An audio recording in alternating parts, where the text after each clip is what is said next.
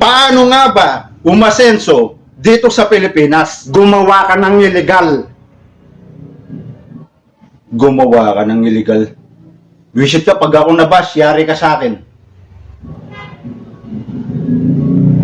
Karamihan sa mga nahihirapan sa kanilang mga tinatahak na karera ay ang mga henerasyon ng Gen Z at Millennials. Para po sa mga hindi nakakaalam kung ano ang Millennials at Gen Z, ang Millennials po ay ang mga pinanganak ng 1981 to 1996 at ang Gen Z naman po ay mga pinanganak ng 1997 to 2012. Okay? Bali, hindi na po natin isasama dyan yung mga Gen X at Boomers kasi karamihan sa mga yan, mga financially stable na o kaya kontento na sa buhay. Ang traditional na pamamaraan nating mga Pilipino ay ang mag-aaral ng mabuti at makapagtapos, maghanap ng magandang trabaho o kaya naman ay mag-abroad. Pero ang realidad, kapag lumaban ka ng patas dito sa Pilipinas at wala kang ginagawang mali, sinisigurado ko sa'yo, matagal ang pag-asenso mo. Sigurado naman ang pag-asenso sa malinis na paraan. Basta sabayan mo lang ng sipag, tiyaga at diskarte.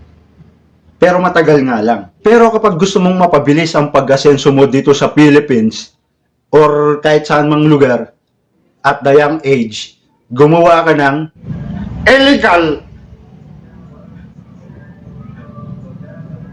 natatagalan ka lang naman sa pag-asenso kasi hindi ka sinungaling, hindi ka scammer, you're not manipulating people, using people, or selling your soul. Or doing illegal.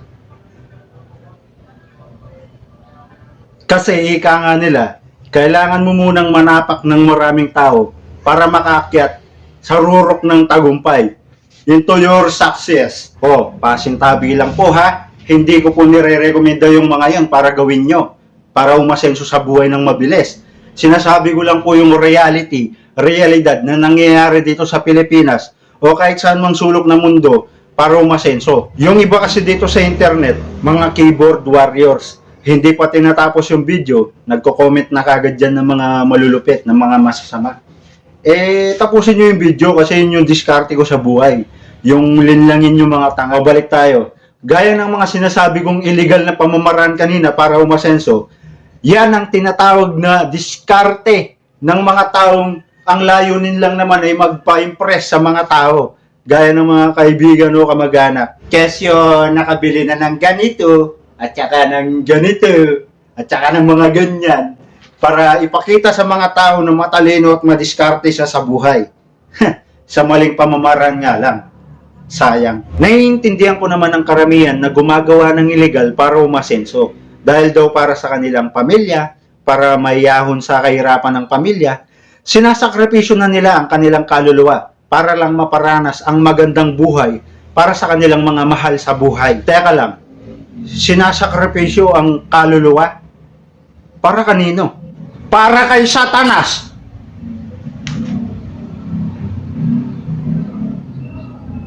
Isa lang ang masasabi ko sa inyo mga kaibigan.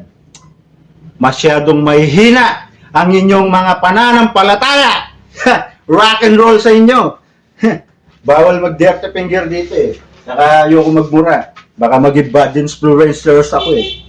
Masyadong mahihina ang inyong mga pananampalataya. So paano nga ba umasenso dito sa Pilipinas? O kahit saan mang sulok na mundo? Isa lang ang nakikita kong the best way dyan, sa malinis na paraan. Magnegosyo ka. Negosyo, yan ang sinasabi ng karamihan. Pero ang negosyo kasi, hindi para sa lahat.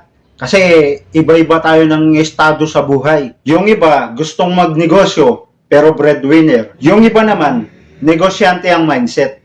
Pero yung mga taong nakapaligid sa kanila, gaya ng pamilya, kaibigan, kamag-anak, ang mindset ay YOLO. Yung iba naman, nagiging successful sa kanilang mga business is dahil yung buong angkan nila, negosyante at successful. So dito ko natatapusin tong video na to at paalala ko lang, wag mong ikumpara itong content na to sa personal kong buhay. Kasi ako mismo, hindi ko pa rin nalamang sagot kung paano nga ba umasenso dito sa Pilipinas. Ikaw ba alam mo? I-comment mo na lang dyan, bullshit ka. Magaling ka eh.